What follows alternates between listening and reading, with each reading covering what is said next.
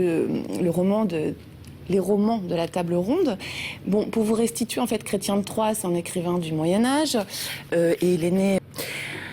C'est l'heure pour moi de vous laisser pour juste quelques petites secondes, le temps d'une petite page de publicité, et on se retrouve pour la fin de ce tournoi et de ce combat avec Érec et Énide dans Voyage au bout de la nuit, dans la semaine des romans de la chevalerie et de l'amour courtois avec Chrétien de Troyes. Donc voilà, je vous dis à tout de suite dans quelques secondes. Pour moi de vous laisser quelques petites secondes encore et on se rejoint après une toute petite page de publicité. À tout de suite, à très vite. Je lisais le premier roman, en fait, Érec et Énide. Et donc nous en étions à... alors il y a eu plein de choses qui se sont passées. Que Érec remporte haut la main et en sort victorieux. De là, en fait, il dit au roi Arthur qu'il veut retourner donc dans son royaume, dans le royaume de son père, le roi Lac, avec sa femme. Et voilà. Et donc là, il s'adonne au plaisir tellement avec sa femme qu'il en oublie en fait qu'il est chevalier. Mais la grande peur qu'il voit sur tant de visages ne le trouble point. Il passe sans s'attarder, salue courtoisement, tous et toutes lui rendent son salut. Il retient tous les cœurs par son maintien noble et tranquille.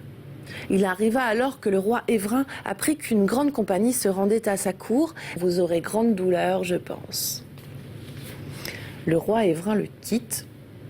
Érec se penche vers Énide, qui était silencieuse et en grande tristesse.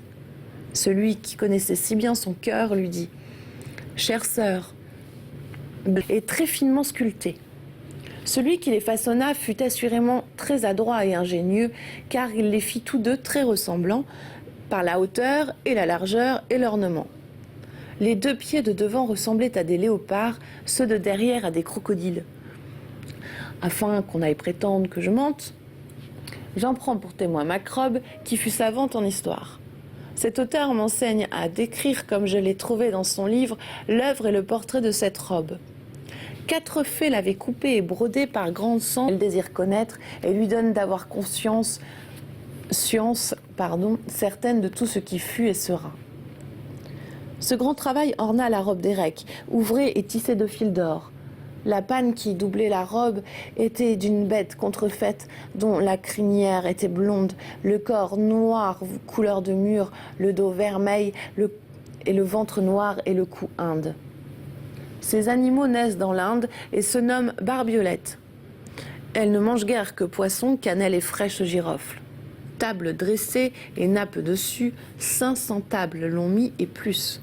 Mais je veux encore en faire accroître. Mensonge semblerait trop grand que des tables furent ainsi mises à la tire en un palais. Donc ça, c'était la fin de Érec et Énide. Je vais donc enchaîner sur un autre roman qui date de 1176, qui s'appelle Cligès ou la fausse morte. Donc je commence. Cligès ou la fausse morte. Celui qui fit Érec et Énide et les commandements d'Ovide et l'art d'amour en roman mis, celui qui écrivait l'amour sur de l'épaule, Dieu donne qu'elle y soit retenue, qu'en ce lieu le séjour leur plaise et que jamais ne sorte de France la gloire qui s'y est arrêtée. Dieu ne les avait que prêtés à ces Grecs et Romains dont on ne parle plus du tout car leur vive braise est éteinte. C'est au cœur que je suis blessée. Mais dis-moi pourquoi et comment le dard t'a-t-il frappé dans l'œil sans le blesser ni le briser? Voilà, c'est l'heure pour moi de vous quitter pour quelques petites secondes encore et on se rejoint tout de suite pour la suite de ces aventures trépidantes des héros. Et donc, il a eu un fils qui s'appelle Cligès. Donc, Cligès ou la fausse morte, on comprendra pourquoi la fausse morte plus tard. Et donc, je vais continuer ma lecture.